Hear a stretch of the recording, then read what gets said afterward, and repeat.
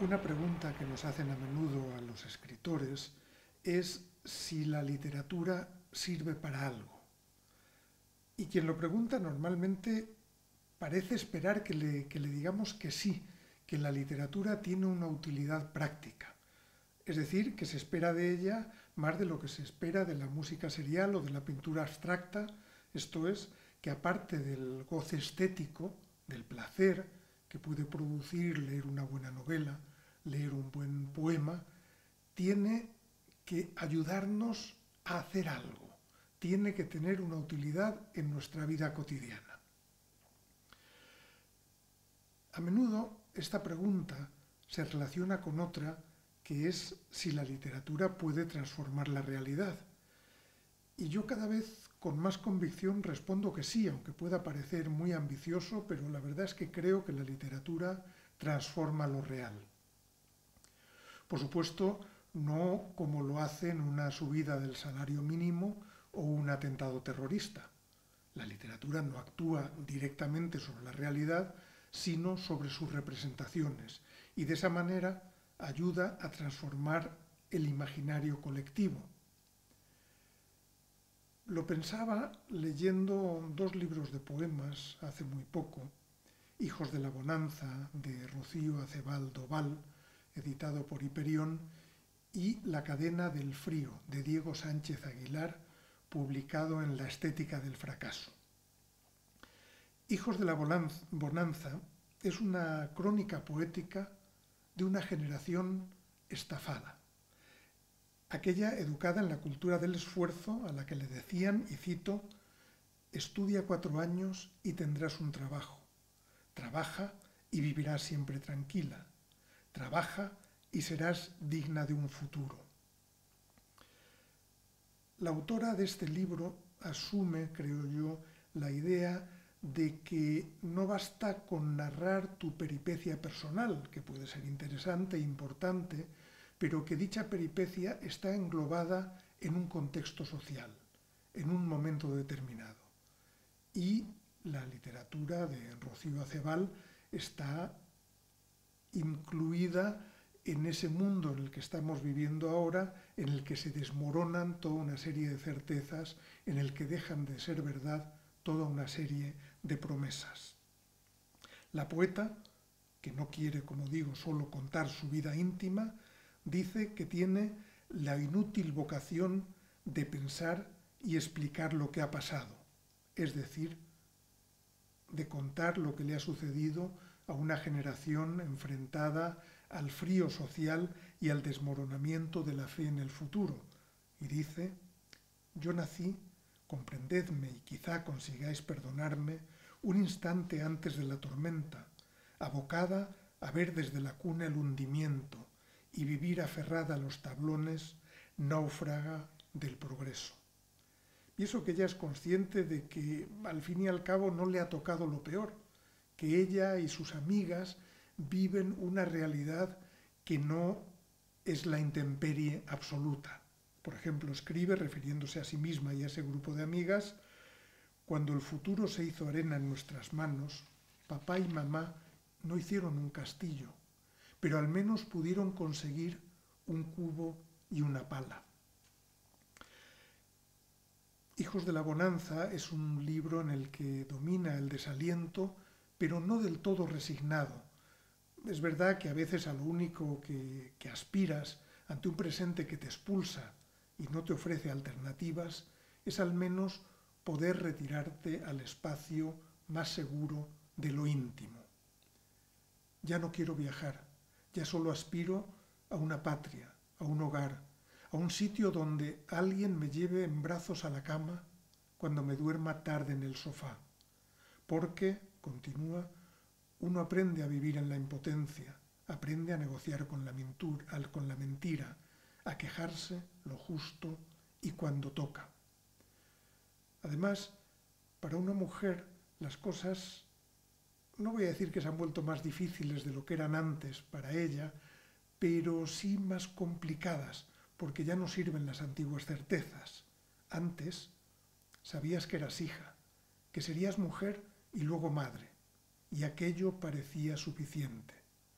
y no eras consciente entonces de la sujeción que vivías, de qué cadenas guardaban tus tobillos, en aquellos tiempos más simples, más felices, y sin embargo la autora no quisiera volver a ellos. Dice, no volverías a ellos por todas las riquezas de este mundo. Así que si hay resignación, es la resignación a no ser feliz, pero no a renunciar a un mínimo de dignidad, por imposible que parezca, cuando parece que te has quedado entre dos sillas, porque es verdad que la autora tenía una fe y una herencia con las que ya no sabe qué hacer. Y se da cuenta además de que esa fe y esa herencia ya no se ha transmitido a las generaciones siguientes, ni siquiera a la de su hermana menor. Renuncio de por vida, dice, a todo lo que nunca me entregasteis. Y esa renuncia es a la vez, como digo, impotencia y decisión, por lo menos la decisión de no dejarse engañar. Y si la primera parte se centra en una historia de derrotas y renuncias personales, que son sociales, la segunda entra precisamente en lo que hace la poesía en ese mundo del fin de la historia. Las imposturas de la poesía, la lucha por la fama y por el éxito, aunque luego se niegue que le interesan a uno, ¿no? Porque se está por encima de esas cosas.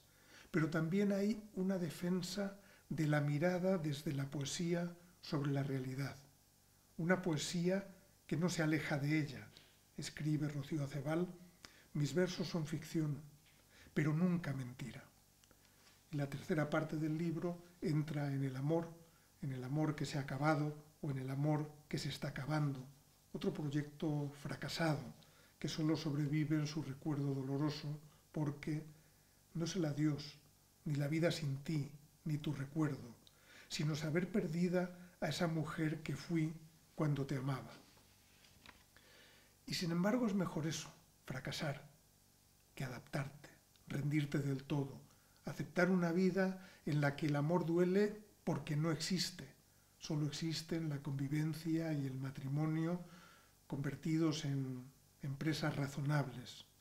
La poesía de Rocío Acebal busca la verdad, ya que las cosas son como son, por lo menos negarse a aceptar que son otras, defender la propia mirada y poner nombre a ese deterioro social en el que todos tenemos algún papel.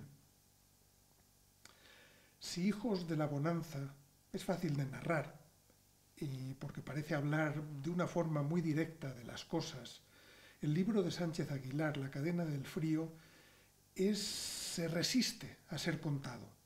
Porque sí, está claro que también de alguna manera habla de la sociedad en la que vivimos, de alguna manera se refiere a la experiencia personal dentro de un contexto, que es el contexto del capitalismo tardío, que es el contexto del consumismo, que es el contexto, una vez más, del fin de la historia.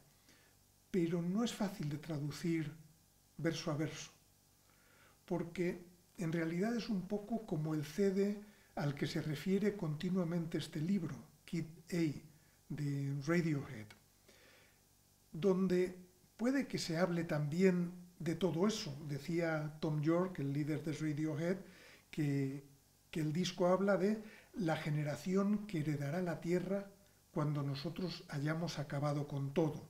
Y sí, también allí se habla de consumismo y capitalismo, pero no directamente, es la creación de una atmósfera, es la creación de unos ritmos, de un estado de ánimo, lo que se nos transmite sobre todo. Y en La cadena del frío también hay ritmos creados con repeticiones, creación de atmósferas que están relacionadas con la lluvia, con la nieve, con el hielo, con ciudades nocturnas, con el fin no abrupto, sino perpetuo de los tiempos. Dice el autor, es eternamente el año 2000, porque el año 2000 no tiene 12 meses, sino un desierto de tiempo incontable como las gotas de lluvia, como los cristales de nieve, no hay dos iguales, y como los falsos colores del hielo. Y en ese año 2000 hay una falta de entusiasmo y de emoción que lleva a la apatía, al hielo.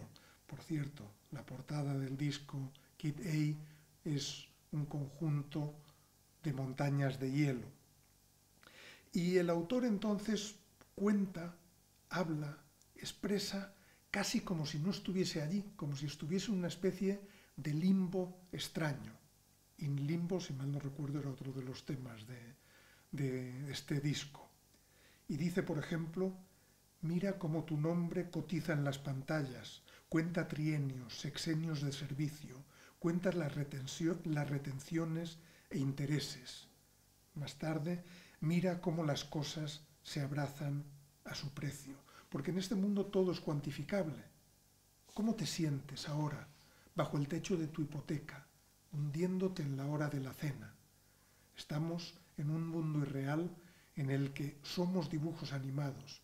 Se congeló hace tiempo nuestra alma, hasta el punto de que el narrador, el poeta, el observador, acaba imaginándose como figura de cómic, como una figura de una historieta que vive en un mundo sin significado, porque incluso para que significara algo debería poder venderse la lluvia, hacer una droga, encapsular este préstamo de alma. Vivimos en un mundo que es un simulacro, así que sonreímos bien, sonreímos muy bien y nos aman los espejos, porque somos imagen, somos cuerpo ausente, por lo que podemos decir, ese de ahí no soy yo, dilo, ese de ahí, ese cuerpo tendido no soy yo, ahora puede empezar la cirugía. Y si tú no eres tú, entonces, si no puedes expresarte, si no puedes comunicarte, los demás están en la misma situación, los demás son extraños, no la conoces, es tu mujer, no es tu mujer, no la conoces, mira su cuerpo en el sofá, escucha la voz, intenta hablarle, es una extraña, una constelación sin bautismo.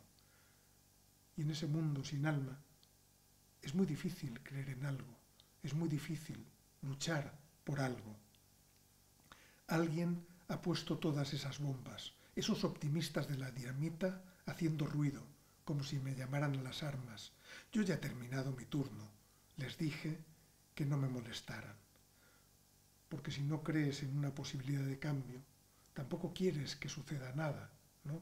Lo que quieres, como se dice en el poema, es ser esa roca helada. Y es posible que hace tiempo sí estuvieses vivo, pero no te dieses del todo cuenta. Estabas ahí, tenías esa pulsión. El autor recuerda el rock, recuerda aquellas noches de energía y de, no voy a decir de éxtasis, que quizás sería demasiado, pero de algo parecido, ¿no? Y lo recuerda como se recuerda la lluvia, con nostalgia. Pero en este caso es una nostalgia cargada de ironía. De hecho, todo el libro está recorrido por la ironía. Y en una primera aproximación se podría decir que es un libro posmoderno, eso, cargado de ironía, de referencias a la cultura popular, también de narraciones metaliterarias, de juegos con títulos, etcétera, etcétera. Y sin embargo a mí me parece que La cadena del frío no es un libro posmoderno, sino la superación de lo posmoderno. Utiliza todas esas herramientas, pero problematiza la posmodernidad, reniega de esa herencia, de ese mundo en el que los Clash pueden sonar en unos grandes almacenes de Zara y los dependientes llevan camisetas de Sex Pistols. El mundo que será un anuncio congelado que venderán a nuestros hijos.